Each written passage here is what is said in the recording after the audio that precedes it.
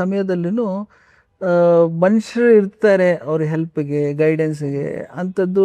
ಆಮೇಲೆ ಎಲ್ಲ ಒಂದು ಸಮಸ್ಯೆಗಳಿಗೂ ಮನುಷ್ಯನ ಒಂದು ಇದರಿಂದ ನಿಮಗೆ ಉತ್ತರ ಅಥವಾ ಸಹಾಯ ಸಿಗಲ್ಲ. ಸೊ ಅಂಥ ಒಂದು ಸಮಯಗಳಲ್ಲಿ ನೀವು ಹೋಗ್ಬೇಕಾಗಿರೋದು ದೇವ್ರ ಹತ್ರ. ಸೊ ಅದು ಒಂದು ವೇಳೆ ಅದು ಅರಿವು ಇಲ್ಲ ಅಂತಂದ್ರೆ, ನಾನು ದೇವ್ರ ಹತ್ರ ಹೋದ್ರೆ ನನಗೆ ಸಹಾಯ ಸಿಗುತ್ತೆ ಅನ್ನೋಂಥದ್ದು ಆ ಜ್ಞಾನ ಇಲ್ಲ ಅಂತಂದ್ರೆ ಅವನೇನು ಹೋಗ್ತಾನೆ, ಸುಸೈಡ್ ಮಾಡ್ಕೊಳಕ್ ಹೋಗ್ತಾನೆ, ಇಲ್ಲ ಡಿಪ್ರೆಷನ್ ಆಗ್ತಾನೆ, ಇಲ್ಲ ಡ್ರಗ್ಸ್ ಹೋಗ್ತಾನೆ, ಇಲ್ಲ ಆಲ್ಕೋಹಾಲಿಸಮ್ ಹೋಗ್ತಾನೆ.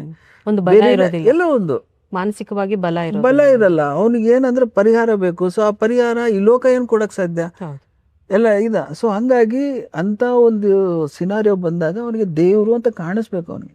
ಆಗ್ಲೇ ಅವ್ರಿಗೊಂದು ಬಲ ಇರುತ್ತೆ. ಸೊ ಹಂಗಾಗಿ ಮಕ್ಕಳು ಬರೀ ಓದು ಇದ್ರಲ್ಲಿ ಒಂದೇ ಅಲ್ಲ, ಜಾಬ್ ಅಚೀವ್ ಮಾಡುವಂಥದ್ದು ಇದ್ರಲ್ಲಿ ಒಂದೇ ಅಲ್ಲ, ದೇವರ ಒಂದು ಭಯಭಕ್ತಿಯಲ್ಲೂ ಅವ್ರು ಬೆಳಿಬೇಕು.